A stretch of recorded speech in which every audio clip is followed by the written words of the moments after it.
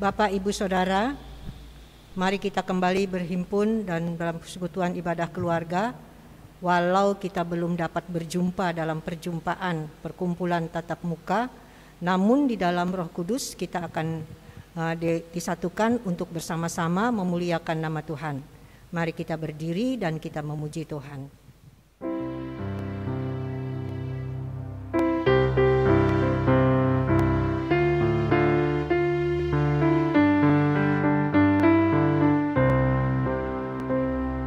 Bersorak bagi Tuhan, wahai umat-Nya, hendaklah orang sujud puji nama-Nya.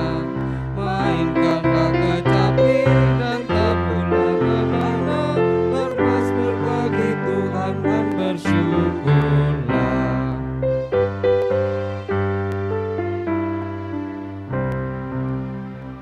Nyanyikan lagu baru bagi Tuhan, nyaringkan suara bersoraklah, sebab Tuhan berfirman dan semuanya ada, segala isi bumi diciptakannya. Mari kita berdoa. Kami akan memulai ibadah ini sebagai tanda persekutuan kami bersama dengan Tuhan. Berkatilah kami agar melalui ibadah ini kami dimampukan untuk membagikan sukacita kepada sesama sebagai tanda kesaksian kami yang hidup. Dalam nama Tuhan Yesus Kristus kami berdoa. Amin. Kita akan bermazmur. Mazmur hari ini terambil dari Mazmur pasal 89 ayat 1 sampai 8. Nyanyian pengajaran Etan orang Esrah. Aku hendak menyanyikan kasih setia Tuhan selama-lamanya. Hendak memperkenalkan kesetiaan-Mu dengan mulutku turun-temurun. Sebab kasih setiamu dibangun untuk selama-lamanya. Kesetiaan-Mu tegak seperti langit. Engkau telah berkata, telah kuikat perjanjian dengan orang pilihanku. Aku telah bersumpah kepada Daud hambaku. Untuk selama-lamanya aku hendak menegakkan anak cucumu dan membangun tahtamu turun-temurun. Sebab itu langit bersyukur karena keajaiban-keajaiban-Mu ya Tuhan. Bahkan karena kesetiaan-Mu di antara jemaah orang-orang kudus. Sebab siapakah di awan-awan yang sejajar dengan Tuhan, yang sama seperti Tuhan di antara penghuni sorgawi? Allah disegani dalam kalangan orang-orang kudus, dan sangat ditakuti melebihi semua orang yang ada di sekelilingnya. Kita mengaminkannya dengan Kidung Jemaat 46 bait yang pertama.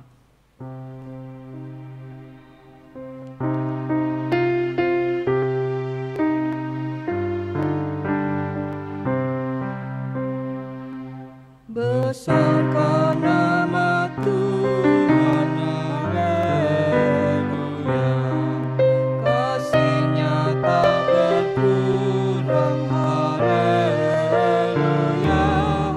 Sekalipun keluhan menimpa umat-Nya, berkat-Nya ditemukan, haleluya.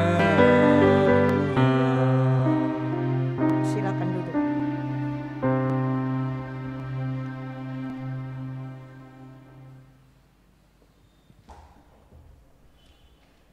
Sebelum kita akan masuk dalam pelayanan firman, mari kita satu dalam doa. Mari kita berdoa. Ya Allah yang maha baik, kami sungguh bersyukur jikalau pada kesempatan ini Tuhan boleh kumpulkan kami untuk kami boleh bersama-sama mendengarkan firman-Mu. Bapa yang maha kasih, kami akan membaca firman-Mu, kami akan mendengarkan firman-Mu, kuasai roh hati kami, pikiran kami. Biarlah hanya suara Tuhan sendiri yang akan berbicara lewat hamba-Mu. Terima kasih ya Tuhan, dalam nama Tuhan Yesus. Amin. Bacaan kita pada ibadah kesempatan sore hari ini terambil dari Hosea pasalnya yang ketiga, ayat 1 sampai ayatnya yang kelima. Diterima kembali tetapi dianggap. Berfirmanlah Tuhan kepadaku, pergilah lagi, cintailah perempuan yang suka bersundal dan berzina, seperti Tuhan juga mencintai orang Israel, sekalipun mereka berpaling kepada allah-allah lain dan menyukai kue kismis. Lalu aku membeli dia bagiku dengan bayaran 15 shikal perak dan 1,5 homer jelai. Aku berkata kepadanya, lama engkau harus diam padaku dengan tidak bersundal dan dengan tidak menjadi kepunyaan seorang laki-laki, juga aku ini tidak akan bersetubuh dengan engkau. Sebab lama orang Israel akan diam dengan tidak ada raja, tiada pemimpin, tiada korban, tiada tugu berhala, dan tiada efod dan terafim. Sesudah itu orang Israel akan berbalik dan akan mencari Tuhan Allah mereka dan Daud raja mereka. Mereka akan datang dengan gemetar kepada Tuhan dan kepada kebaikannya pada hari-hari yang terakhir.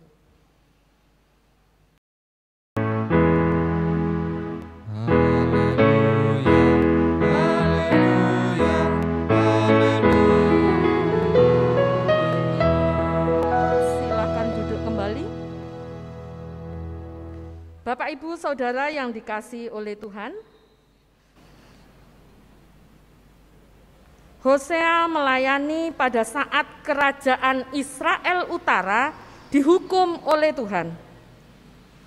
Lebih tepatnya, Hosea melayani pada zaman Raja Yerobeam II. Pada masa itu, kerajaan Israel berada pada puncak kekuasaan. Sewaktu Hosea menjadi nabi, kerohanian orang Israel mengalami kemerosotan yang amat sangat memprihatinkan.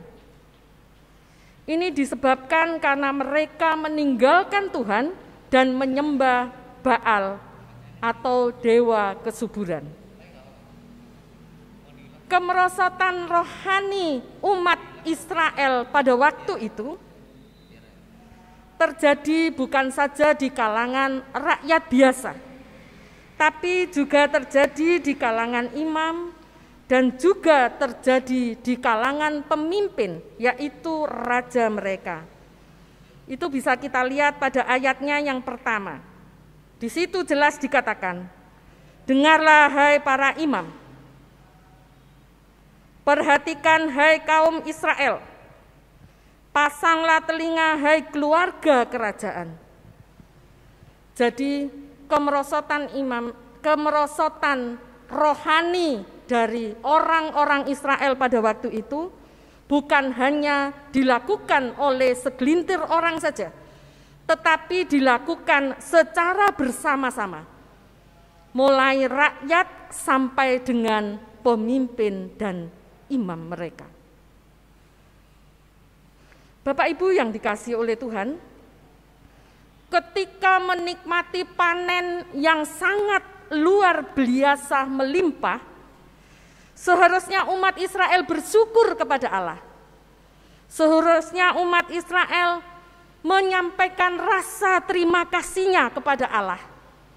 Namun mereka menganggap bahwa panen yang berlimpah itu adalah pemberian Baal. Israel benar-benar lupa siapa yang menciptakan dia.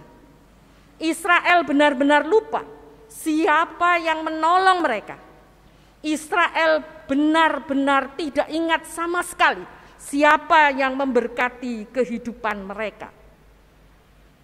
Sehingga kalau kita melihat dalam Yesaya pasal 1 ayat 2 dan ketiga dikatakan seperti ini.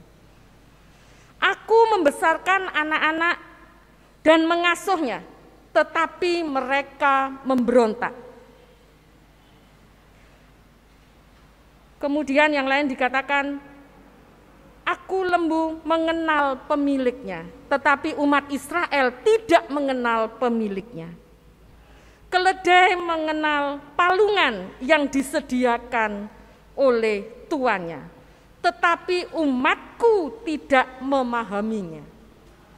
Itu gambaran ketidaksetiaan umat Israel.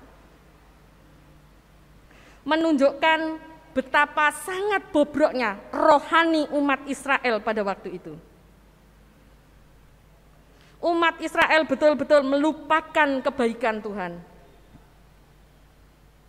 Tetapi yang kita lihat di sana, walaupun umat Israel sudah berubah setia, tidak menjalankan komitmen mereka terhadap Allah, Allah tetap setia. Allah tetap ada bersama-sama dengan mereka. Kasih setia Tuhan kepada bangsa Israel, kalau kita melihat pada bacaan kita pada kesempatan sore hari ini, dilukiskan seperti kasih setia Nabi Hosea kepada istrinya Gomer. Kita melihat dari pemberitaan firman pada minggu yang lalu, jelas dikatakan bagaimana kesetiaan Hosea kepada Gomer. Walaupun Gomer sudah tidak setia kepada Hosea, suaminya yang sangat mengasihi, tetapi Hosea tetap sangat-sangat mengasihi istrinya Gomer.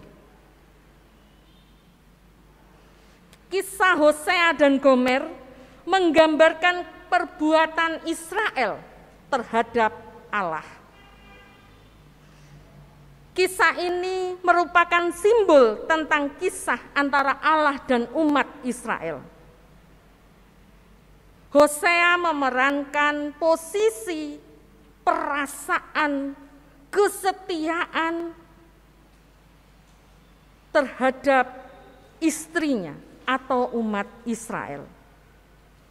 Gomer merupakan gambaran tindakan perilaku Israel yang mengkhianati cinta Allah, di mana Israel beralih kepada Baal, melupakan kasih setianya kepada Allah. Israel berkhianat kepada Allah. Oleh karena itu, lewat bacaan pada kesempatan sore hari ini, kita akan melihat beberapa hal tentang reaksi Tuhan melalui Nabi Hosea terhadap segala dosa dan pelanggaran umat Israel. Lewat bacaan kita pada kesempatan sore hari ini, kita diajak, umat Tuhan sekalian diajak untuk kembali menyembah Allah. Itulah yang kita lihat pada kesempatan sore hari ini. Ada beberapa hal yang harus kita lakukan sebagai umat Allah. Yang pertama, setiap tindakan pengkhianatan, perzinahan rohani yang dilakukan oleh umat Israel memiliki konsekuensi, memiliki akibat yang harus ditanggung. Allah memang kasih, Allah memang setia, Allah memang sabar. Tetapi apapun yang kita lakukan, ketidaksetiaan yang kita lakukan, Allah tetap akan memperhatikan apa yang dilakukan, apa yang kita lakukan sebagai umatnya. Kecenderungan umat Tuhan untuk memilih menyembah Baal daripada menyembah Tuhan, daripada setia kepada Tuhan, memberikan dampak negatif dalam kehidupan umat Tuhan. Mengapa? Kalau kita melihat bacaan Hosea secara keseluruhan, Tuhan akan mendidik lewat hukuman umat yang jelas-jelas tidak setia. Itu yang akan dilakukan oleh Tuhan. Tuhan begitu mengasihi, tetapi umat Tuhan seringkali lupa, seringkali tidak sungguh-sungguh, seringkali tidak setia kepada Allah. Bapak Ibu yang kekasih di dalam Tuhan, di masa pandemi saat ini, bisa saja macam-macam dosa bisa kita lakukan. Mengapa? Karena persekutuan kumpul-kumpul, ibadah sektor, ibadah di gereja, atau ibadah-ibadah lain yang mungkin sebelum pandemi bisa kita lakukan secara bersama-sama. Namun di masa pandemi semuanya dibatasi. Sebagai umat Allah kadang-kadang sadar atau tidak, jujur atau tidak, mungkin kita lebih mengutamakan kegiatan-kegiatan yang lain daripada ibadah-ibadah. Mungkin di hari Minggu karena keterbatasan yang harus dilakukan di masa pandemi ini, orang akan menduakan waktu-waktu ibadah. Mungkin dalam ibadah-ibadah sektor, orang juga akan menduakan itu. Karena apa? Yang seharusnya berkumpul pada jam 5 sore hari Rabu, karena tidak ada persekutuan dan kumpul secara bersama-sama, orang akan lebih senang mungkin melakukan kegiatan-kegiatan yang lain. Ibadah yang seharusnya menjadi prioritas, namun di masa pandemi ini, orang akan melalaikan itu, baik secara sadar atau tidak sadar.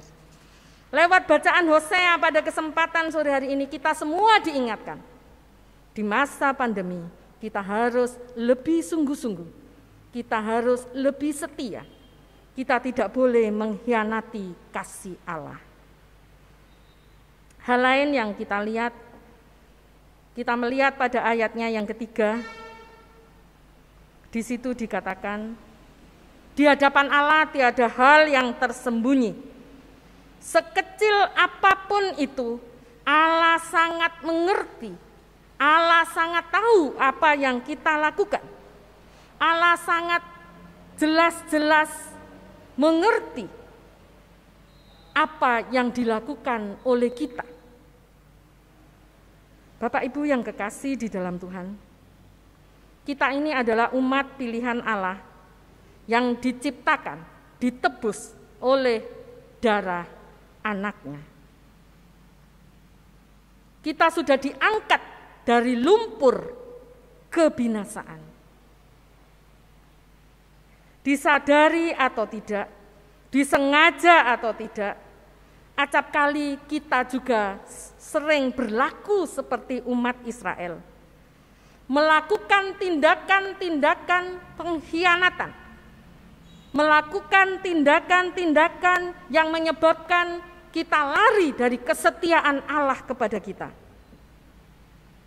Dalam kehidupan kita sebagai umat Allah, mungkin kita pernah melakukan dosa, mungkin kita pernah melakukan pelanggaran yang orang lain mungkin tidak tahu. Pelanggaran yang kita lakukan merupakan rahasia kita. Orang lain tidak menuduh kita karena tidak tahu. Orang lain tidak menuding kita karena orang lain tidak tahu apa yang kita lakukan. Bapak Ibu yang kekasih di dalam Tuhan, ini contoh, hanya contoh. Mungkin ada Bapak A berselingkuh, orang lain tidak tahu, hanya dirinya yang tahu. Mungkin sebagai anak muda atau anak sekolah pernah menyontek tugas-tugas sekolah atau ulangan atau kuis sebagai seorang mahasiswa. Orang lain tidak tahu, hanya dirinya yang tahu. Orang lain tidak tahu, kanan kiri tidak tahu. Kalau bapak itu mungkin istrinya juga tidak tahu, hanya dirinya yang tahu. Tapi jujur atau tidak, keresahan, kegelisahan pasti akan mengganggu pikiran kita. Dan gangguan perasaan seperti ini pernah dilakukan oleh Yudas Iskariot. Kristus tidak pernah memarahi Yudas Iskariot. Anggota Sanhedrin tidak pernah memberitakan apa yang dilakukan oleh Yudas Iskariot lewat pengumuman pers atau TV. Tetapi kita melihat, akhirnya Yudas Iskariot bunuh diri. Mengapa? Karena keresahan hatinya. Mengapa? Karena kegalauan pikirannya. Gelisah, tidak nyaman, akhirnya membuat Yudas Iskariot bunuh diri. Itu pula yang akan terjadi dalam kehidupan kita jikalau kita tidak setia kepada Tuhan. Tuhan tahu apa yang kita lakukan. Tuhan mengerti apa yang kita lakukan. Tidak ada hal yang tersembunyi. Bapak Ibu yang dikasihi di dalam Kristus, hidup ini akan terasa nyaman, hidup ini akan terasa plong bila hati nurani kita bersih. Hidup kita akan terasa enak apabila yang kita lakukan dengan tulus. Kita lakukan dengan benar. Itu yang akan terjadi. Bagaimana caranya agar hidup kita adalah hidup yang benar? Hidup kita adalah ketaatan dan kesetiaan kepada Allah. Jikalau saat ini kita sudah melakukan dosa-dosa, mungkin yang orang lain tidak tahu, kanan kiri kita tidak tahu, lewat bacaan kita pada kesempatan sore hari ini, marilah, datanglah bertobat kepada Allah.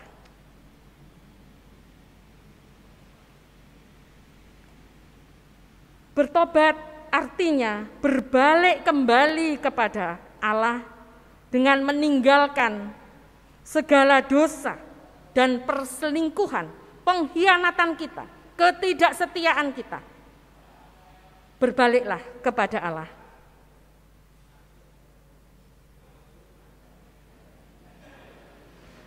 Kembalinya kita kepada Allah akan membawa Allah berkenan dalam hidup kita. Dan yang Bapak Ibu perlu ketahui, dosa pelanggaran kita tidak bisa ditebus dengan hal lain. Misalnya, kita memberikan persembahan yang banyak, kita rajin datang bersekutu, tidak bisa ditukar dengan itu. Tetapi Allah menuntut pertobatan kita. Allah itu setia. Allah selalu ada bersama dengan kita. Oleh karena itu, jikalau mungkin saat ini kita sedang dalam pengkhianatan secara rohani akan Allah, berbaliklah, bertobatlah. Kembalilah agar hidup kita diberkati oleh Tuhan. Amin.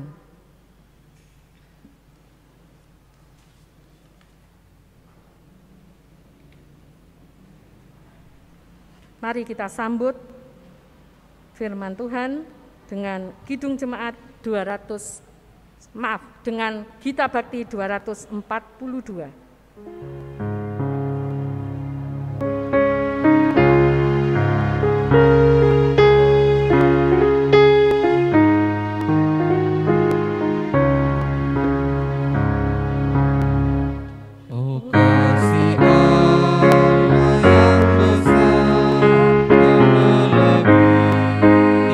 Apapun tentang manapun akan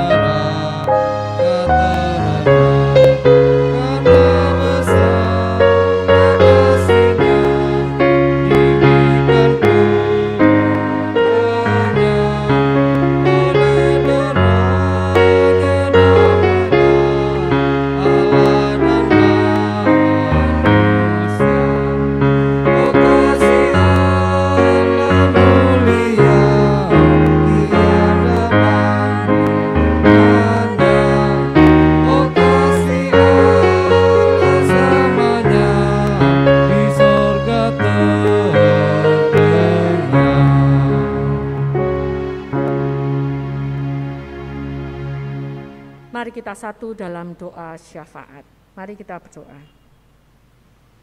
Ya Allah, sumber berkat dalam kehidupan kami. Pada saat ini kami sungguh bersyukur untuk kasih setiamu.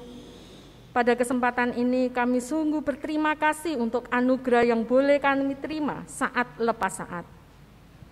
Ampuni kami jikalau kami tidak setia. Ampuni kami jikalau kami sering mengkhianati-Mu Tuhan secara rohani. Tolonglah kami agar kami menjadi orang-orang yang sungguh-sungguh setia. Ajar kepada kami untuk mengerti akan kasih dan penyertaan-Mu saat lepas saat.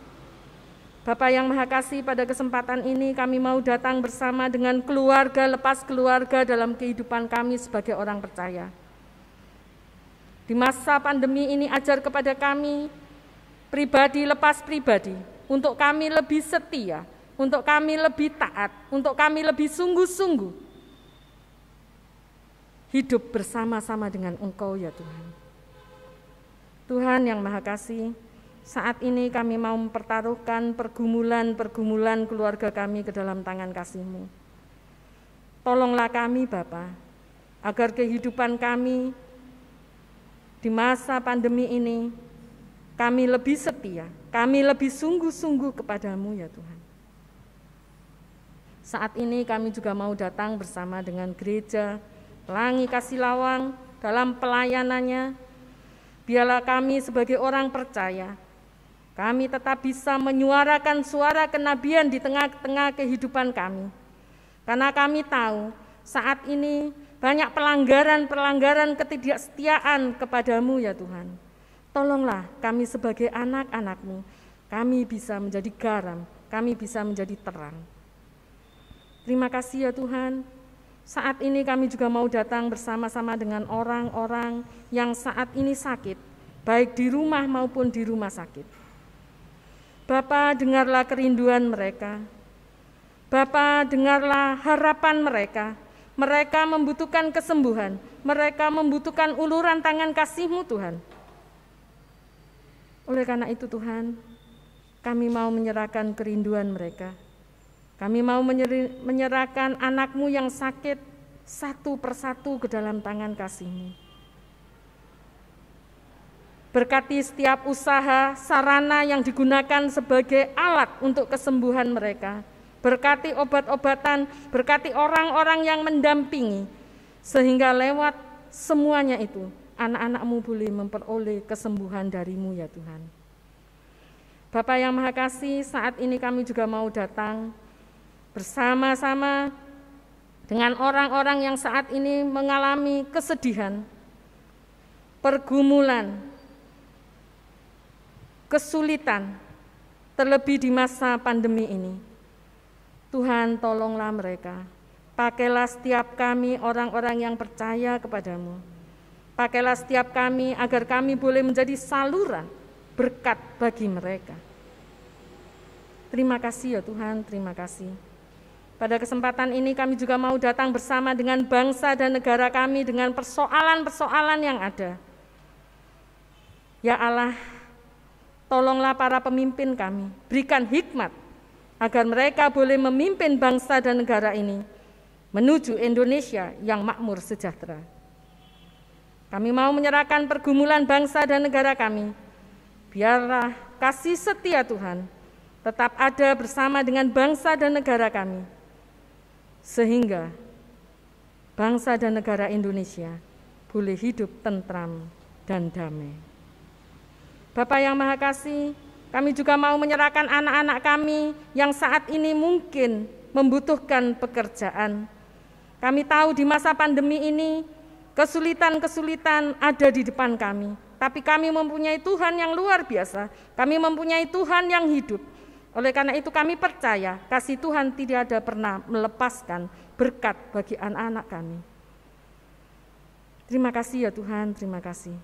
Bapa yang Maha Kasih, masih banyak doa yang kami naikkan kepadamu, namun Engkau lebih tahu akan apa yang kami rindukan. Oleh karena itu Tuhan, dengarlah seru sembahyang kami. Kabulkanlah doa kami seturut dengan kehendak-Mu, dan sempurnakan doa kami, seperti Tuhan mengajarkan doa kepada kami. Bapa kami yang ada di surga, dikuduskan nama-Mu, datanglah kerajaan-Mu, jadilah kehendak-Mu di bumi seperti di surga. Berikanlah kami pada hari ini makanan kami yang secukupnya, dan ampunilah kami akan kesalahan kami, seperti kami juga mengampuni orang yang bersalah kepada kami. Dan janganlah membawa kami ke dalam pencobaan, tetapi lepaskanlah kami daripada yang jahat.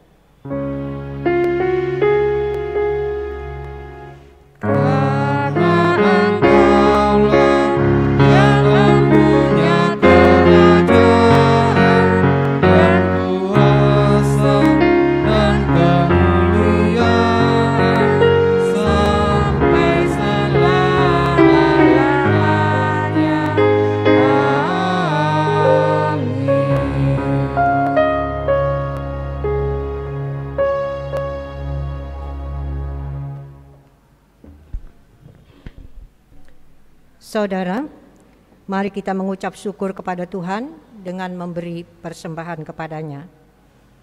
Dengarlah nas Alkitab yang terambil dari Yunus pasal 2 ayat 9 yang menyatakan, "Tetapi aku dengan ucapan syukur akan kupersembahkan korban kepadamu. Apa yang kunajarkan akan kubayar. Keselamatan adalah dari Tuhan." Tuhan memberkati persembahan saudara.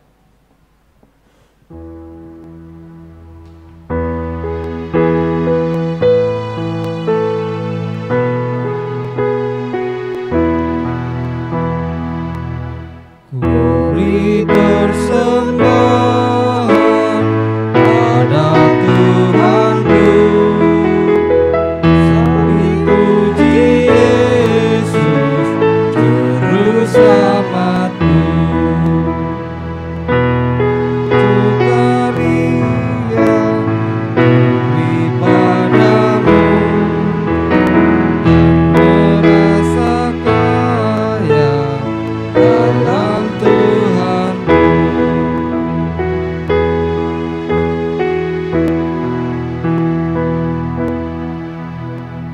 Mari kita berdiri untuk menyerahkan persembahan ini kepada Tuhan dalam doa syukur. Inilah persembahan syukur yang kami bawa. Jika dibanding dengan keseluruhan berkat yang telah Tuhan berikan, tentu tiada sebanding. Namun kiranya Tuhan berkenan menerima dan menguduskan ungkapan syukur kami ini, agar menjadi berkat bagi pelayanan di tempat jemaat dan bagi sesama. Amin. Masih tetap berdiri.